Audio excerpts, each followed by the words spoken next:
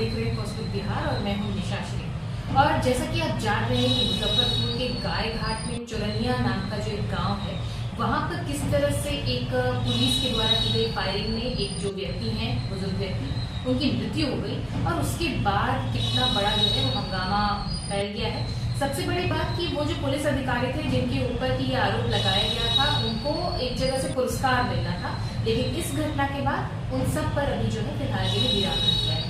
क्या है पूरा मामला, इसको विस्तार से बताएंगे हमारे वरिष्ठ पत्रकार रविंद्र कुमार सिंह जी। तो गाय घाट का मामला है, बहुत ही गंभीर मामला है। गाय घाट में वहाँ के थानेदार थे राजा कुमार, उन पर आरोप था कि उनकी गोली से एक ग्रामीण को 7 ग्रामीण जगतवीर राय है उनकी मौत हुई। और उस स्थिति में 19 तारीख को यहाँ के पुलिस उप महानिरीक्षक हैं, उनके द्वारा एक पत्र निकाला गया था कि वैशाली के बल्ली गाँव में पशुपतिनाथ संस्थान मेडल पुरस्कार से उन लोगों को पुरस्कृत करने वाला। इसमें कई थानेदारों का लिस्ट था, कई पुलिस पदाधिकारियों का लिस्ट में नाम था, जिसमें राजा कुमार का। अब यह चर्चा छिड़ गई कि यहाँ जो आरोपी थानेदार है, दरोगा है, जिस पर यह आरोप है कि एक ग्रामीण को गोली मार करके हत्या कर दी है। हालांकि यह जांच का मामला है, इस मामले की जांच चल रही है। यह आरोप अभी साबित नहीं हुआ है कि उन्होंने ये हत्या कर दी है आखिर किस स्थिति में, लेकिन आरोप जो है सभी उन पर ही, जो थानेदार थे उन पर आरोप है कि उन्हीं की गोली से हत्या हुई है। तो यह बहुत गंभीर मामला है, जिसके कारण वहाँ के लोग काफ़ी आंदोलित हैं। लगातार मामला उठ रहा है, लगातार बाहर के लोग यहाँ आ रहे हैं, सभी दलों के लोग वहाँ जा रहे हैं, उचित जांच की मांग कर रहे हैं।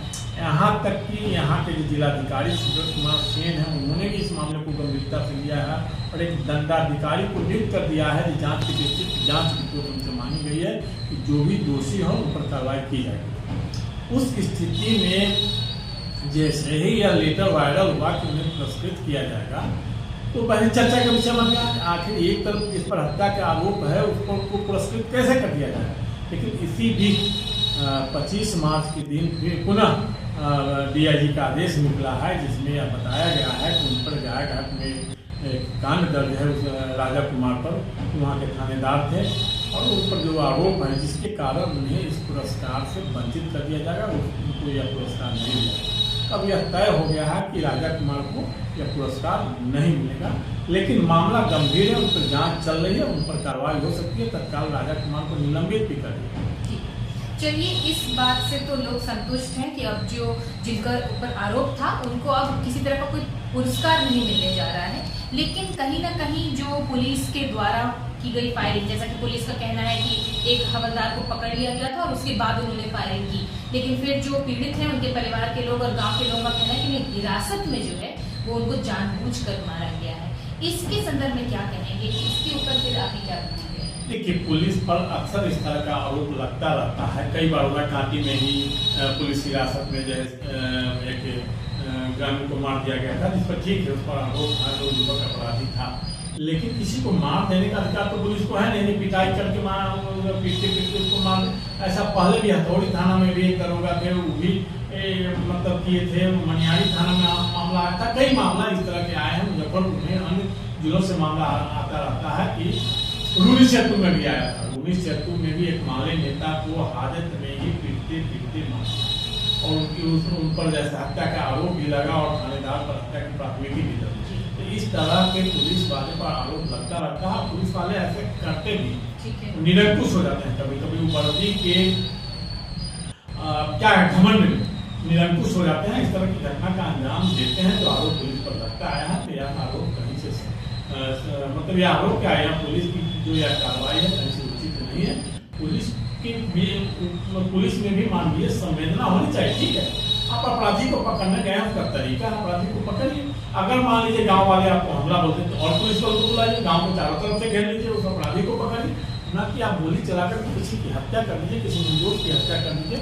यह पुलिस का काम नहीं है। जो पुलिस लोगों के रक्षक के रूप में जाने जाते हैं, वही पुलिस अगर लोगों की हत्या करती है तो कहीं से उचित नहीं। ठीक है, तो आपने सुना कि क्या है पूरा मामला, और फिलहाल एक बात जिसे सबसे ज़्यादा चुरनिया गांव के लोग आक्रोशित थे कि जो पुलिसकर्मी के ऊपर जिसके ऊपर आरोप है, आखिर उसको कैसे पुरस्कार दिया जा सकता है। तो आप ये जान लीजिए कि अब उस पर रोक लगा दी गई है, वो किसी तरह का कोई प्रशस्ति पत्र या मेडल जो है वो नहीं दिया जाएगा। पूरी तरह से गांव वालों की जो भावना है उसका सम्मान किया गया है। आगे इस मामले में जो भी अपडेट आता रहेगा उससे हम आपको रूबरू कराते रहेंगे। फिलहाल के लिए इस चर्चा को यहीं पर देते हैं विराम। आप बने रहिएगा हमारे साथ। आप देख रहे थे फर्स्ट लुक बिहार।